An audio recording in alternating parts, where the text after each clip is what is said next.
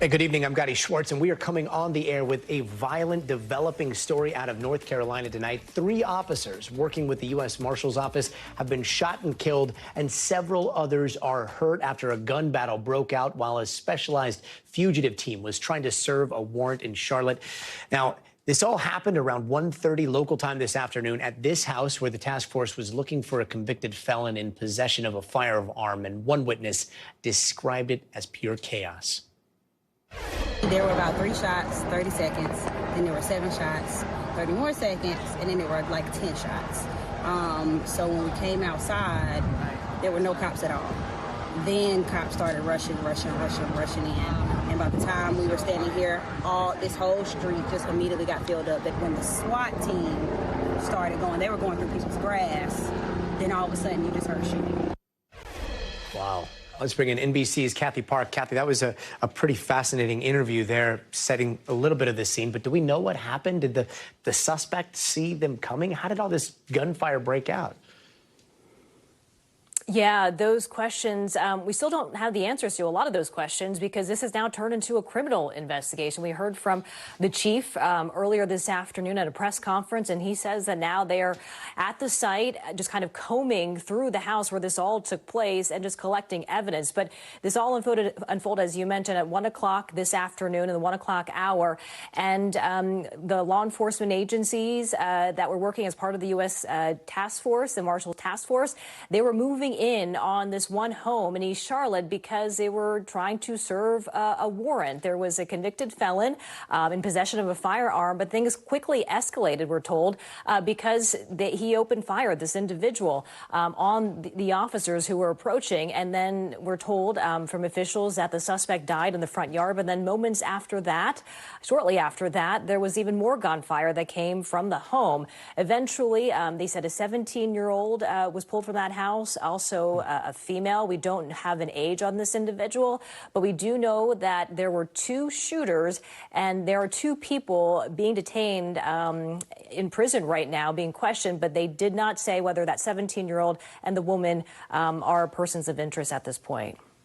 Wow. So just to recap here, 3 people at the home, one of them died in the front of the home, and then 2 people were pulled out. Is that right? Yeah, so exactly. The suspect, we're told, was shot and deceased in the front yard. And then moments later, we're told that there was even more gunfire that erupted. And that likely caught some of the officials off guard. And that's why there were so many injuries at this point. There's still a lot of questions as to how, this all unfolded. But that was really kind of eye-opening because we heard at the press conference that you had a second round of gunfire coming from that home. And shortly after that, they said they pulled out the teenager and a woman. And they really didn't go beyond that. They're saying that there are 2 people who are currently being questioned. That explains a lot, but that home is riddled with bullets there. The condition of the other officers, how are they doing right now? Yeah, it's just shocking and heartbreaking to know that 8 officers were shot, and 3 of those individuals are now deceased. We know that their injuries range from being in critical condition to a graze wound, and some of these graze wounds, we're told, need more attention. But obviously, it has been a chaotic and now a tragic day for the Charlotte community. And we heard from the mayor, and you could hear the emotion in her voice. Take a listen. 3 people lost their lives today. And the most that I can ask of our community is that we honor and respect them for all the work that they've done, all the work that we will do to make it possible for our city to be safer. So right now, Gadi, the names of the officers have not been released. Next of kin, family members are being notified at this time. There was a moment at the press conference when the reporters asked the chief, is this perhaps the deadliest day for law enforcement for Charlotte? And he said, he's been with the department for more than 30 years. And for him, he doesn't think there was anything worse beyond today. Gadi? Tragedy all around. Kathy Park, thank you. And tonight, universities across the country are taking a stand when it comes to those pro-Palestinian demonstrations happening on college campuses. And here's what we've seen in the last 24 hours. Take a look. Get out of the way. They're choking me with my stars. She's choking. What's your first name? Gabriella. Now, police seen confronting protesters at UT Austin just a little while ago. The university claims the arrests happened after protesters became physically aggressive. Hundreds of protesters were arrested over the weekend as well. Over 50 students at Virginia Tech alone were charged with trespassing, according to the school. Out here in L.A., pro-Palestinian and pro-Israeli demonstrators seen clashing yesterday at UCLA. Nearby, USC students took their fight off campus to the university's president's home. And in New York, Columbia University says it's already started to suspend students after they refused to leave their encampments by this afternoon's deadline. It comes as the university president says the encampment has created an unwelcoming environment for Jewish students. NBC News' Aaron McLaughlin spoke to both pro-Palestinian and pro-Israeli student protesters today. They're willing to stay for as long as it takes. They've made an informed decision to remain. They've been informed of the potential risks, and many of them are staying despite those risks. They don't understand what their Jewish peers are going through, that are afraid to go to campus and have been yelled at. And I don't think they understand how much of a dangerous precedent it sets for the future. And we've got reporters standing by on both coasts. Let's start with NBC News correspondent Antonia Hilton in New York. Antonia, thanks so much for joining us. What's happening on the ground right now? I can see, the deadline has passed. It's been hours since that deadline has passed, and I can see tents still behind you. What's going on? Yeah, Gadi, I haven't seen a single tent come down this afternoon. And you're right, hours have gone by since 2 p.m. Eastern time. That was the deadline that President Manoush Shafiq had staff deliver by paper to all the students in the encampment here earlier today. And immediately I started getting texts and messages from students who were outraged by this, who had no plan to just follow her rules after essentially these talks that the students had been going through with her had fallen apart, had reached an impasse. The school says that they stand firm. They do not plan to divest from Israel. And on the student side, they feel that the school hasn't really given them much in return, that these were essentially not negotiations at all. The other strange thing about this that's a little eerie tonight, frankly, is that because this deadline has passed and the school made it so clear that not only would there be suspensions, but that the encampment has to come down. There's a question of, will the NYPD return right now? Will campus private police come? And so as students get ready to go to bed, they've been talking to each other all week. Students have been strategizing about, what do you do when the police arrive? What do you do if there's pepper spray or tear gas? And so they're continuing to have these conversations in the encampment tonight, and students are trying to brace for what might come tomorrow, Gadi. Antonia, have we seen any suspensions so far? Do we know of any students that have received notifications from the school that say, hey, we know that you've been participating, or we know that something happened, you're suspended, or is that still a looming threat? We know that there are students who have already been suspended. What we don't know is the exact number and the names. The school doesn't make public that level of disciplinary information, although we expect to hear from some of these students in the coming days, possibly tomorrow morning, if additional pressure comes here to the encampment. What we've also been seeing is faculty members. And, these faculty, they're from all different disciplines. They don't always necessarily agree with the students on exactly all of their claims and asks of the university, but they've been donning these bright yellow neon jackets and standing at the entrance to the encampment. Actually, some of them are there right now. And they're trying to send a signal to the university that if you're going to send police here, or there's going to be some kind of confrontation, you're going to have to go through a line of faculty first. Take a listen to my conversation with one of the faculty members involved in this. Faculty came out about a week ago after the first arrests of the first encampment. They came out a week ago to say that we support our students, we support their rights to protest, but we especially object to militarizing the campus and to bringing police onto the Columbia campus to arrest students. So those same faculty say they're planning to be here in the early hours in the morning to see what essentially happens next, because we haven't received another notice. There is no new deadline. Although these deadlines have moved repeatedly, we're in a little bit of a standstill, or really, when you look at it, a standoff, Gadi. A standstill and a standoff on a night where anything can happen. Antonio, we really appreciate you being out there for us. And turning now to the West Coast, we've got NBC News correspondent David Noriega, who joins us now. David, what's the vibe where you are? Yeah, Gadi, so behind me you see the actual encampment that pro-Palestine protesters have had for several days. That encampment has actually grown dramatically in just the last 5 days that I've been covering this. You also have directly across from them a stage set up by pro-Israel counter-protesters that has been playing videos and music directly in the direction of the encampment, including some pretty gruesome and explicit footage from October 7th. I haven't seen any kind of direct response from the encampment to that. What I can tell you is that the students in the encampment are very well organized. They are very tightly controlling access to the media. They're tightly controlling access to the camp. They have a list at the one entrance to the camp where they record everyone who comes in so that they know exactly who's in there. They have different committees set up to handle security, different aspects of managing the camp. That sound you're hearing in the background, by the way, is some of that October 7th footage that I mentioned. I spoke to one student, recent graduate, actually, who's now a researcher at the university, who told me, somewhat surprisingly to me, that there's been no real meaningful response from the university to this encampment. There are no negotiations currently in place. So, you know, I asked her, what does she see in the foreseeable future? Take a listen to what she said. How long are you willing to stay out here? We are willing to stay out here until UCLA divests. UCLA loves to just ignore what we're trying to propose, but this time we are making it so that they can't ignore us. That's what we're trying to do, is get their attention, and somehow they're still like not giving us any meaningful response.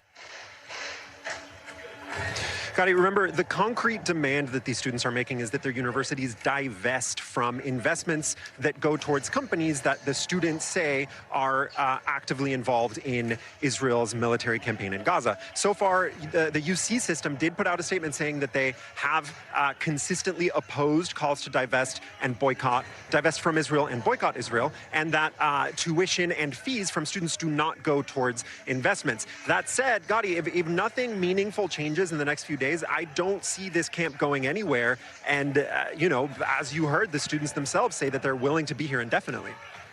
Yeah, and talking about willing to be there indefinitely, I just, looking behind you, I see fencing and I see what looks like, I don't know, plywood. The fencing, is that put up by the university? And then the plywood, does that come from the student protesters?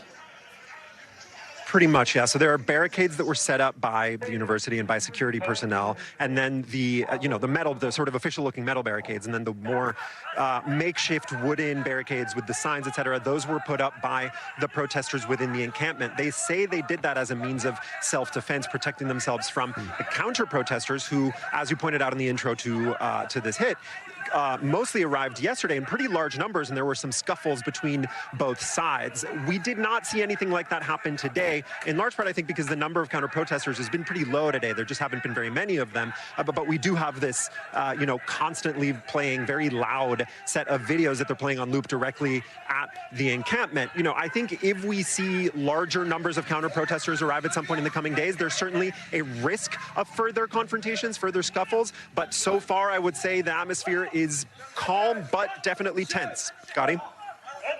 David Noriega, thanks so much. And tonight, Secretary of State Blinken is urging Hamas to accept a new ceasefire deal put forward by Israel because the clock is ticking until Israel begins its planned attack on Rafah. NBC News Chief Foreign Affairs Correspondent Andrea Mitchell has more. Tonight, urgent calls by the U.S. and Arab leaders to reach a hostage deal before Israel launches a ground assault on Rafah, where Palestinians say at least 25 people died in airstrikes today. The U.S. fears a major operation could widen the war and threaten the lives of surviving hostages. Hamas has before it a proposal that is extraordinarily generous on the part of Israel. And in this moment, the only thing standing between the people of Gaza and a ceasefire is Hamas. A senior Arab diplomat at today's talk said this could be the last chance. U.S. officials say it is all up to one man, Yahya Sinwar, viewed as the mastermind of the October 7th massacre and likely living in Hamas's vast network of tunnels. For the first time, Israel now offering an extended ceasefire if Hamas releases the most vulnerable hostages, the women, children, elderly, and injured or sick. Israel says Hamas says it has only 33 hostages in that category. Hostage negotiators see some hope in proof-of-life videos released recently of 3 hostages, including Keith Siegel, originally from North Carolina. I just can't believe it's still going on. NBC's Raf Sanchez spoke to his daughter and wife Aviva, herself a hostage for 51 days. I couldn't even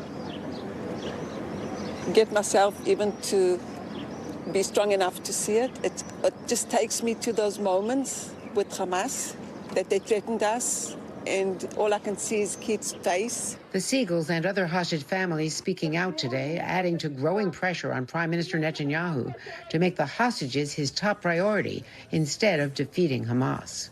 Netanyahu is also pressing the U.S. to push back against potential arrest warrants from the International Criminal Court, accusing him and his military leaders of war crimes for their conduct of the war. The U.S. says the court does not have the legal authority to do that. Andrea, we appreciate that. And don't go anywhere. We are just getting started. Up next, deadly tornadoes tear through the plains in Texas, and now it looks like those severe storms are headed towards the lower Mississippi Valley tonight. That forecast is straight ahead. Plus, body cam footage of a cop pulling over a top prosecutor, and their whole confrontation is caught on tape. And is this the future of weddings? Some couples are saying, why don't we need a wedding planner? We'll just ask ChatGPT to figure it out. NBC's Elwin Lopez will have that story later this hour, so stay tuned. Ask ChatGPT everything. Wedding program ideas to how to write your wedding website sections to how to politely tell someone that they don't have a +1. Maybe they're not invited. Hey, welcome back. More on those deadly storms that hit the Midwest in a moment. But first, here's some other headlines we're watching tonight. A 16-year-old has been arrested after police say he shot 10 people over the weekend in Florida. Now, witnesses say the shooting started after a fistfight broke out at some sort of private event. One of the people hurt was Houston Texans wide receiver Tank Dell, but he wasn't seriously hurt, and thankfully, neither were the other victims. And Hunter Biden is threatening to sue Fox News. His lawyers are going after the network for defamation, exploitation of his image, and publishing of hacked, sexually explicit pictures. Fox News did not respond to NBC's request for comment. And a New York City teen known only as Midtown Jane Doe has finally been identified. For over 20 years, Patricia McGlone went without a name after her body was found in the basement of a former nightclub in 2003. McGlone was finally identified this year after DNA testing led to a match with a relative who was killed on 9/11. She was last seen back in 1969, and police say she would have been about 16 around that time. And earlier today, court wrapped up in the first day of the murder trial of a woman accused of killing her cop boyfriend. Karen Reed is accused of backing her black SUV, a Lexus SUV, into her boyfriend, Officer John O'Keefe, after a night of bar hopping and leaving him to die in the snow. Today, the defense argued that Reed is being framed, while prosecutors say Reed is guilty of murder. And today, the Supreme Court rejected Elon Musk's appeal to an SEC agreement to vet his social media posts.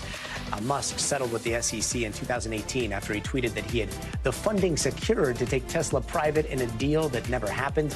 He filed a petition with the Supreme Court in December, arguing the deal limited his free speech. And today has been a difficult day of cleanup and recovery in so many communities across the country after a weekend of devastating storms that killed at least 5 people. Now, this tornado in Lincoln, Nebraska is one of dozens that touched down across the plains since Friday.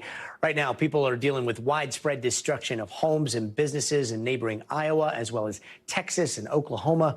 One tornado ripped through Sulphur, Oklahoma, leaving its downtown business district in ruins.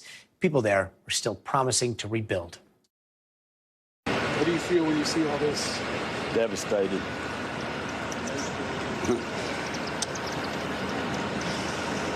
It was our dream. A lot of people in this town are definitely hurt and confused. Our history, our soul, I mean, it's gone.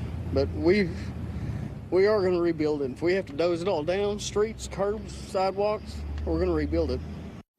That's resilience. NBC's Jesse Kirsch is there with more.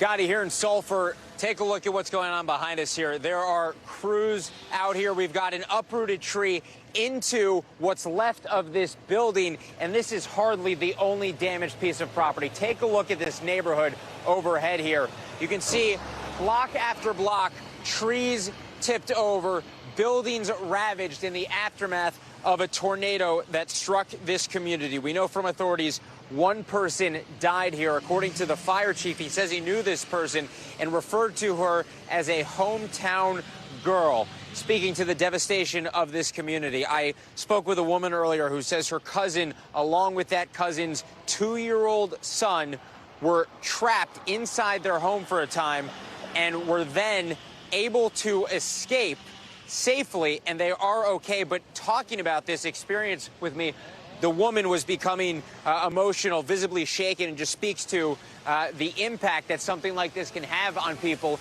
in a community like here in Sulphur, Oklahoma. As you can see, cleanup is still very much ongoing here, but this area could see more storms on Wednesday. You can imagine how that might hinder the efforts to be continuing with the cleanup. We know there is 1 death reported here. There are 4 more deaths reported across various areas. There are a total of 4 deaths in Oklahoma, according to officials, including a 4-month-old. And then there was a death in Iowa as well, as we continue to see the aftermath of these devastating storms. Gadi? Now let's bring in Bill Cairns. Bill, so what's this week going to look like? Yeah, hopefully nothing like what the weekend looked like, Gadi. I mean, we just didn't deal with a tornado outbreak. We had a lot of strong tornadoes, too. I mean, the type that, can just take out a town. And we have seen all of the considerable damage. But we were fortunate we didn't get any big cities that just got, these storms were so close to Lincoln, so close to Omaha. Anyway, 100 tornadoes reported. We've already had about 50 to 60 confirmed, and they're still doing those assessments. So for the rest of tonight, we continue with our break. We continue with the cleanup in this area. Isolated storms in a few spots, but I'm not too concerned with a lot of severe weather, very isolated at most. And so as we fast forward into what's going to happen next, that's when later in the afternoon tomorrow into the evening, another line of storms with a new storm system is going to hit the same areas that dealt with the big storms over the weekend. So especially from Omaha, heading through the western half of Iowa and southern Minnesota and back down through Kansas, that's where the severe threat will be. I do not expect this to be a tornado outbreak, nothing like what we saw, but there will be isolated strong storms capable of producing tornadoes. It only takes one, of course, and you can notice the red dots here. That's the thunderstorms. That's where the concentrations are. And, of course, the best chance of tornadoes is going to be from this area here around Omaha, western Iowa, and then back down through areas here around St. Joseph, outside of Kansas City, towards Topeka, Emporia, into Wichita, Kansas. And, unfortunately, it's going to be 2 days in a row because Wednesday we're going to deal with this again. Wednesday is an interesting day. The storms are going to be very scattered and isolated, but the ones that do form could get very strong and even have strong tornadoes. Notice our map only shows like 3 here across all of the plains. So most places will get missed, but the places that do get hit will have a chance of seeing strong tornadoes. That's why we're going to pay close attention to this towards the middle of the week. And the other problem is with all the rain we just had, a lot of rivers are already at their high marks, and then we still have additional rain coming. That's why we're in a slight risk on Wednesday for additional rainfall with flash flooding and river flooding locally up to 6 inches. So, Gadi, it's been a mess in the middle of the country. I know the West Coast has been pretty nice, and I know the East Coast has been pretty nice. All the problems continue right in the heartland. Yeah, looks like from the look of that map, not much of a break before round 2 starts. Bill Cairns, thanks so much. And coming up, a New York district attorney is dealing with a whole lot of backlash after getting into it with a cop during a traffic stop that ended up in her garage. And all of it was caught on camera. But first, you gotta see this. Drivers in North Bend, Washington had a pretty big surprise today. Those are, yes, 4 zebras that escaped from a transport trailer when the driver stopped to try to secure them along eastbound I-90. Now, drivers' reactions ranged from shock to pulling out phones, trying to snap some pics, to some of them channeling their inner Crocodile Dundee and trying to corral them to safety. But the shock did not stop there. One of those zebras ended up in somebody's backyard, as you can see there, blending in with the fence. According to authorities, 3 of the zebras have been captured, but one is still on the loose, so keep your eyes peeled for a fugitive still wearing its stripes. We'll be right back. And welcome back. There is now a third American who has been detained in Turks and Caicos. Details on that in just a minute. But first, here are some of the stories happening out west that we're following right now. There was a close call for a pilot in El Cajon, California. His plane crash landed in the middle of a neighborhood there. You can see the aftermath. Luckily, he wasn't seriously hurt, and that plane was having engine problems when it knocked down power lines as it came down. No homes suffered any damage, but more than 1,000 people were left without power. And over to Honolulu, Hawaii, where a fishing boat exploded. 5 men were seriously burned and taken to the hospital. An investigation found that diesel fumes sparked an explosion at the portside fuel tank. And police in Colorado were responding to reports of a woman screaming when they realized she was in active labor once they got to her. And it turns out she was having triplets. The cops quickly rushed to help her, even using bread ties to tie off the umbilical cord and cut it.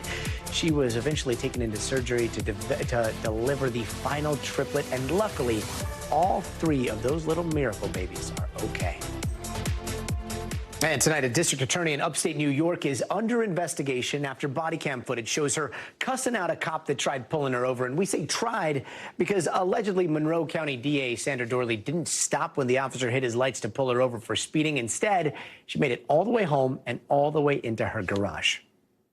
I understand the law better than you. 953. Can you have a super... Get out of my house. You say you're a DA? I am the DA. Okay. I just don't understand the hostility towards me. I'm doing my job. No, you're being...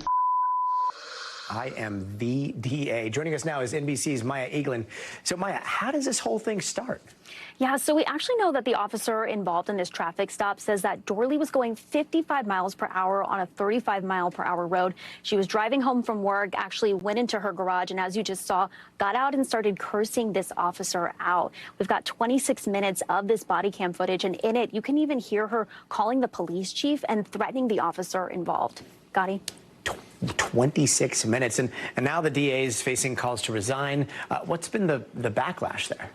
We've heard from some residents and community members who say they're really disappointed to hear and see this video. They said Dorley's treatment was completely unfair. She acted in an unprofessional way. And we even heard a statement from New York Governor Kathy Hochul. She sent out a statement saying, quote, earlier today, I referred the Monroe County District Attorney to the Commission on Prosecutorial Conduct following the release of police body cam footage showing her claiming she's above the law, attempting to use her public office to evade responsibility and acting unprofessionally towards a police officer simply trying to do his job. So some pretty strong reaction to this video, Gadi.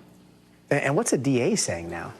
So she sent out an apology video. She took accountability for her actions. She said her actions that day actually don't reflect the 33-year career that she's had here. And what she did was wrong. Take a listen to some of what she said was going on this specific day that led up to this moment. I had just come from work. I was dealing with 3 homicides that occurred over the weekend. I watched a video where an innocent cab driver was executed. And I was still reeling from a frightening medical concern that my husband received that afternoon. But we all had bad days and stress, and it was wrong for me to take it out on an officer who was simply doing his job. So now all 9 members of the Rochester City Council have sent State Attorney General Letitia James a letter asking for an external investigation into this. Dorley herself said that would be appropriate in this situation as well. Gadi? Interesting. Maya Eaglin, thanks. And remember last week when we told you about an American arrested in Turks and Caicos after ammunition was found in his carry-on luggage? Well, now another American has been arrested there, allegedly for the same exact thing. NBC's Sam Brock has that story. A third American tourist arrested in Turks and Caicos, facing the possibility of 12 years in prison for allegedly bringing ammunition onto the islands. It ruins our lives. It ruins my son's life. Because he'll grow up without a dad. Virginia paramedic Tyler Scott Wenrich, a father of a 1-year-old, was wrapping up a relaxing trip with his friends when his wife says officials at a security checkpoint in Grand Turk found 2 bullets in his suitcase. It was an accident. He does have a concealed carry license. And the particular bag he took on the trip had all of his emergency equipment. He's a paramedic. Wenrich has been placed in prison until his next hearing in June. His arrest, the third of an American in just the last 3 months. Fathers Brian Hagerich of Pennsylvania and Ryan Watson of Oklahoma both say they accidentally brought hunting ammunition on their respective trips. I never recall putting that ammunition in that bag, but somehow they ended up in there. According to Turks and Caicos officials, there have been 8 firearms and ammunition prosecutions of American tourists since the government tightened its laws in 2022 and implemented a mandatory minimum 12-year sentence. Many, including Wenrich's wife, wondering how that ammo made it past TSA in the United States in the first place. It's just so frustrating because none of this would have happened if our TSA essentially had done everything possible and scanned all of the bags appropriately. In Ryan Watson's case, who was arrested just over 2 weeks ago, TSA confirming its agents in Oklahoma City did not detect the bullets and, quote, an oversight occurred, which they're addressing internally. Still, there's a sliver of hope for the men currently staring down more than a decade behind bars. It's very heartbreaking because I know the pain that they're going through. Teresa Pafao's son, Michael Grimm, was also arrested in Turks and Caicos last year, but served just 8 months in prison due to exceptional circumstances. We both have sought professional services to help us deal with this trauma and this PTSD.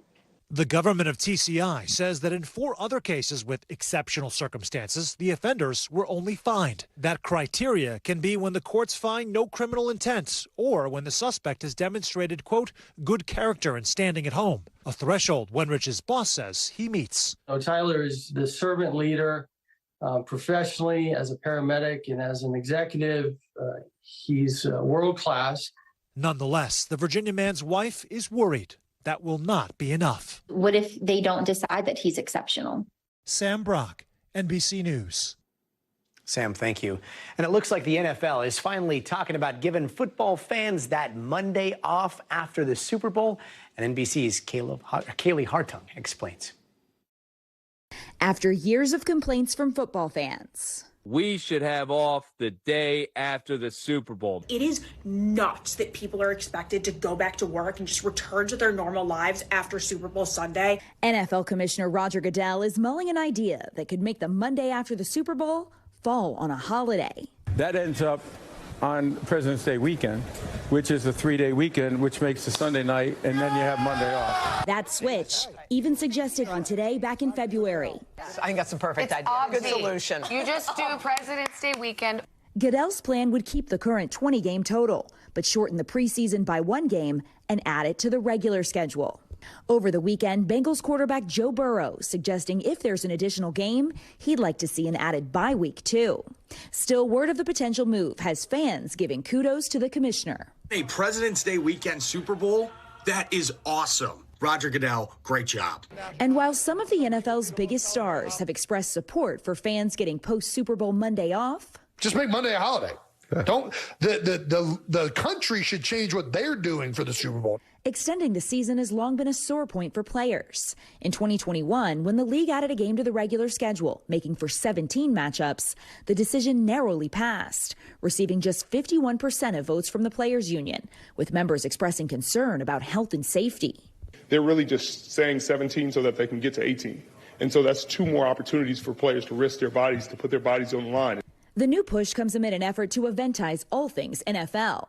Let's go! This weekend's draft broke an attendance record with nearly 800,000 fans packing downtown Detroit. Now, as Goodell signals a change to future seasons, the league's next move may further supersize the Super Bowl. Kaylee Hartung, thanks so much. And the San Diego Zoo will soon become at least twice as cute because these 2 giant pandas, those right there, are about to move there from China. They're going to make the journey as part of an ongoing conservation partnership between the 2 countries and some panda diplomacy.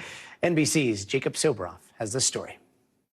What's up? San Diego Zoo officials just got back from China where they got to visit with Yun Xuan and Xing Bao, a couple of bears expected to generate a lot of buzz when they finally get here this summer. Coming soon, a very special delivery via the Panda Express. A double dose of cuteness ready to turn America upside down. The San Diego Zoo sharing the first pictures of its future sensations, Yun Xuan and Xing Bao, 2 giant pandas expected to arrive this summer. Zoo officials just returned from visiting the pair in their native China, describing nearly 5-year-old male Yun Xuan as mild-mannered, gentle, and lovable. Xing Bao, A 4-year-old female is a witty introvert with a sweet round face and big ears. It is such a globally beloved animal that just brings so much happiness and joy. The highly anticipated import can't come soon enough for Americans still reeling from the return home of 3 giant pandas from Washington, D.C.'s Smithsonian Zoo last year. I love them. They're so cute. I am sad to see them go. Panda exhibitions are more than an opportunity to marvel at these charming creatures whose population is so vulnerable to deforestation. It's a look at diplomacy in, well, inaction. Richard Nixon's trip ushered in a new era of relations with China and the historic partnership in animal conservation that first brought pandas to the nation's capital 52 years ago. I think pandemonium is going to break out right here at the zoo. Pandas quickly became the main attraction, with millions flooding in to see our furry friends munching bamboo, climbing trees, even body sledding. To be able to see a giant panda in person is just such an experience. The fact that we've been able to have giant pandas here in the United States has contributed highly significantly to the preservation of the species. But for now, the only place to see them stateside is at the Atlanta Zoo, and perhaps not for long. Their panda loan comes due at the end of the year. Whenever Yunchuan and Sing Bao do arrive, they're expected to stay for at least a decade. Plenty of time to catch a glimpse of nature's beauty in black and white. And there was more good news on the panda diplomacy front. Just last week, San Francisco's mayor announced a deal with China to bring a pair to the zoo there. They are still working out details, but with all of these giant pandas coming to Cali, the Golden State will soon be black and white all over. Come visit us. Back to you. Jacob, thank you. And speaking of some of the most iconic animals in the world, still to come, there are only 2 northern white rhinos left on the entire planet, and they are both infertile females. But scientists now have hope that they can save that species from extinction, and their plan is wild. We're going to explain, so stay tuned. Hey there, welcome back. We're going to tell you how science is trying to save the white rhino from extinction. That story in just a moment. But first, let's take a quick look around the world. The World Central Kitchen says they are resuming operations in Gaza after 7 of their aid workers were killed in an Israeli airstrike earlier this month. Now, Israel says they accidentally hit the workers. The group before that attack had distributed more than 43 million meals in Gaza. And several teens were charged in a Sydney court with conspiring to plan a terrorist attack. Police say they plotted to buy guns and attack Jewish people. This is after a bishop there was stabbed in a Sydney church a few weeks ago. And French actor Gerard Depardieu is going to be tried for an alleged sexual assault on film sets back in 2021. Depardieu has been accused by a number of women of sexual assault or harassment before, but those cases have never gone to trial.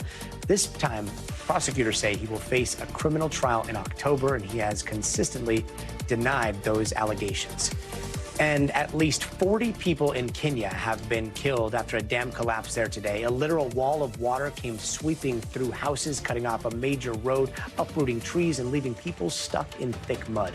Heavy rains have devastated parts of East Africa for weeks now, where flooding has already killed hundreds of people. And right now, there are only 2 northern white rhinos alive in the entire world. That is it. Just one mother and her daughter in Kenya, no males. And to complicate things even further, even if there were males, it wouldn't help much because both of the last 2 rhinos are infertile. So what to do to save a species from extinction? Well, there's a team of scientists in Italy that has an ambitious plan to save that iconic species. And if that plan works, it could completely revolutionize animal conservation as we know it. NBC's Megan Fitzgerald has that story. In this sprawling reserve in central Kenya are the world's last 2 remaining northern white rhinos. Najeen and her 24-year-old daughter, Fatu, both infertile and kept under constant surveillance after their species was poached to extinction. But thousands of miles away in the Avantea lab in Cremona, Italy, a groundbreaking effort to try and save the northern white rhino through IVF. Silvia Caglione, the only scientist in the world who's using eggs taken from Fatu and fertilizing it with sperm from now deceased northern whites to create embryos kept here on ice. With the rhinos, it's different. We have to adapt the technique. The samples are very precious. It's really important not to lose them. A process with no room for error. Calione starts by preparing the 7 rhino eggs that just arrived from Kenya, checking to ensure they're viable. We have at least one. That's something, at least. She then retrieves some of the frozen semen, carefully thawing it out before inspecting its quality. Then, the crucial moment. So you're about to fertilize the egg right now? Yes. That's the sperm. And I'm going to inject it. Well done. That's great. Very cool. That fertilized egg is stored here in this incubator for about 8 to 10 days. Now, if it becomes a viable embryo, it comes to this side of the room. Officials here say it's stored in this jug on liquid nitrogen. So we're talking minus 320 degrees. So far, Calione has created 30 embryos, meaning 30 chances of impregnating a surrogate rhino through IVF. It's a process that's worked. Last year, in another world first, a southern white rhino became pregnant by IVF, but the mother and the baby died from an infection. That is a cast we did from the baby. So the baby is a 70-day-old early fetus. Scientist Thomas Hillebrandt is leading the effort on the ground in Kenya and will be attempting the embryo transfer of the northern white rhino later this year. We are very confident that the next embryo transfer, that will be an embryo transfer with a northern white rhino embryo. We believe that this approach could be used for other critical endangered animals. If all 30 embryos result in successful pregnancies, scientists say the northern white rhino could start to repopulate on their own. It's a historic international effort from teams all across the world, working quickly to save a species before it's too late. Would you say that this is a race against time? Every day that passes, time works against us because the animal fetus will get older and older. Do you feel confident that you can save the northern white rhino? Yes, we can say it's a matter of time. It's a 16-month pregnancy, so even if the embryo transfer is successful, we won't see the first northern white rhino to IVF until 2026. But even still, the work here in Cremona continues. Back to you.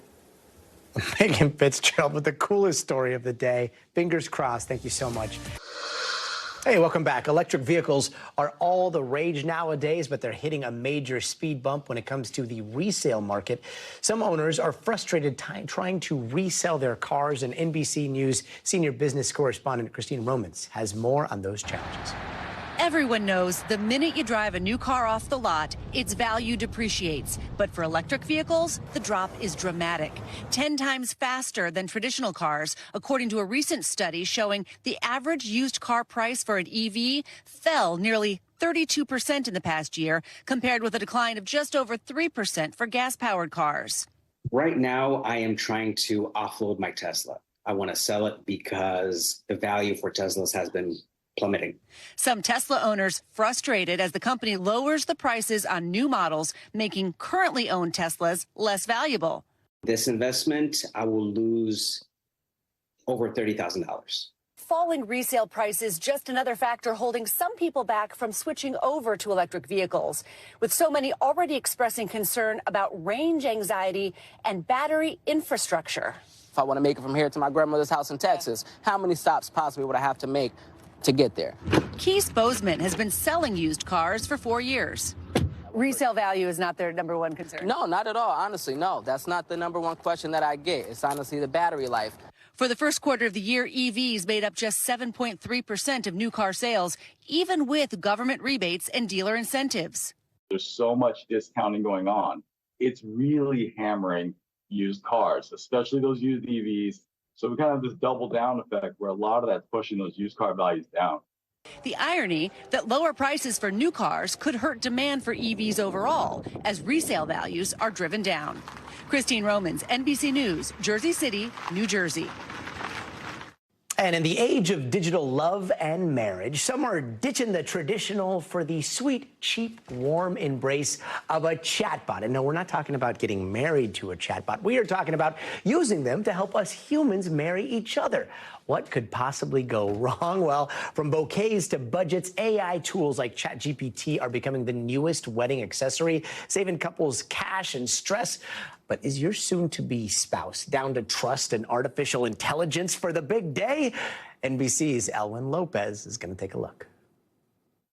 DIY weddings are all the rage, but now some couples are diving into AI for their big day. I'm having it be like airy, almost like a flowy summer. Maria Cortese and her fiance planning a beautiful Riverview ceremony in Poughkeepsie, New York. Hundreds of guests ready to celebrate the couple in August on a day that's come together thanks to ChatGPT. I said, you know what? I'm just going to take a gander at this and I'm going to type in something for a wedding. The program listing out detailed options for bridal bouquets, centerpieces, decorations, and so much more, eliminating the need and cost for a wedding planner. Google's so generalized, right? When you're typing into ChatGPT, it's very specific as to what you're asking. So we gave it a shot. Tell me, what is the best spot to get married in the United States? The best spot to get married in the United States depends on personal preferences. But destinations like Hawaii, Napa Valley, and New York City are popular choices for their stunning scenery, romantic ambiance, and variety of venues. What's the most hated song for weddings? One song that is often disliked or considered overplayed at weddings is YMCA by Village People. While it's a catchy tune, some guests may find it cheesy or repetitive, leading to it being labeled as one of the most hated wedding songs by some. Okay, good to know. We're not going to play that. And those save the dates, they came from AI too. Everything from the wording to the formatting. It even helps out with haggling prices with those vendors. I ended up finding a photographer that did engagements, then bridal shower and photography for almost half of the price of what it would have just costed me to get a photographer to do the wedding on its own. Maria says they're saving $5,000 to $10,000 by skipping out on a traditional planning service. According to bridal planning site Zola, in 2024, the average cost for a wedding is more than $30,000. I've actually used it to explain a few things, to be honest with you, to clients that don't understand necessarily what attrition is when you're working with a hotel room block. And it is a weird thing. So I used AI and to help me explain it to people. Katie Martin has been in the wedding business for decades. She still feels that there's no replacement for the real deal, especially on the big day. It's the manpower, setting up the tables, making sure the table numbers are right, making sure the chair counts are right. And honestly, we're peace of mind a lot of times where we know the person so well by the time they get to their wedding that if I see them nervous about anything, I can fix it. Even still, AI-planned weddings are taking off. More than half of couples who are engaged are now eyeing tools like ChatGPT to help them tie the knot. To dampen a bit of that wedding planning stress, a little help from AI could help them get to the altar and ultimately to those I do's. So it really does everything except walk you down the aisle. Pretty much, yeah. Oh, Elwin Lopez joins us now. Everything is walking down the aisle, and YMCA, like that is what I'm on. It's a no-go. Are you kidding me? That's the best song. Come on. It's the best wedding song I've ever heard. You cannot listen to that on your wedding day, and you cannot listen to Macarena either. That wouldn't shock me. No Macarena? Are you kidding me? ChatGPT is clearly broken. Yeah. Okay. So what do you think? Do you think that this is going to be like, we say ChatGPT like it's this new thing now, but is it going to be like every time you wedding plan, you Google something? Is that where AI is going to go? It's so interesting you say that because I do believe that is going to be the case. And, Maria there in the story, she said, this doesn't take away from me having someone the day of to execute what AI has helped me do. And remember, things happen on your wedding day. You don't want your mother-in-law going to the wrong table, and you certainly don't want your best man giving a sloppy speech because he drank too much. No, he's going to ask ChatGPT to write him a very quick speech. Yes. That's what one of my friends did. Not ChatGPT, but Googled. And? Did it come out okay? I mean, the speech was awful, but that's because they didn't use ChatGPT. Maybe next time. So you're saying J-Lo, like wedding planner, she still has a job. They'll still have have a job, but it's less of a job because ChatGPT will do a lot of the heavy lifting? Wasn't it in the 90s? Matthew McConaughey looked very different, by the way. I don't know. I've But- never seen that movie. Oh, you have to watch that movie. So yes, J-Lo does still have a job, and it's just going to be a little bit different now. You know? Got it. It's a brave new world that we live in. Yeah. Elwyn, thanks so much for joining us. Thank you. And that does it for us tonight. I'm Gadi Schwartz. We'll see you tomorrow. But until then, stay tuned now.